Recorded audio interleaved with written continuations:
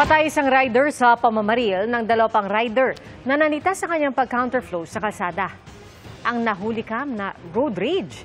Sa pagtutok ni John Consulta, exclusive. Pasada alas 8 ng gabi ng Lunes, nakunan sa CCTV nang makasalubong ng dalawang motorsiklo ang isa pang motorsiklong nag-counterflow. Nagkasagutan ng mga ito. Maya-maya, itinabi ng nag-counterflow ang kanyang motor at nilapitan ang dalawang motorrider na nakahinto sa may unahan. Habang papalapit sa dalawa, biglang pinutukan ang biktima.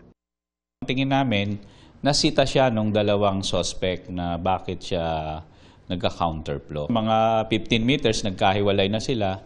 Kaya lang po, bumalik pa tong biktima. Parang pinuntahan niya. At nung naka-stop na po yung dalawang suspect, nakahanda na pala. Nakatakbo palayo ang biktima. Pero kinalaunan ay binawian din ng buhay matapos tamaan ng bala sa dibdib. Sa follow-up operation ng QCPD, nahuli ang isa sa dalawang suspect sa pamamaril sa biktima. Nadiskubre ng pulisya na dati na pala siyang may kinaharap ng mga kaso.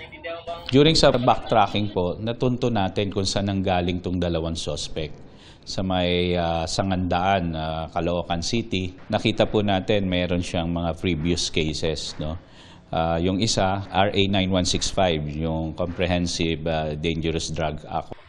Wala pang pahayag ang suspect na nakakulong na sa QCPD. Para sa GMA Integrated News, John Consulta, nakatutok 24 oras.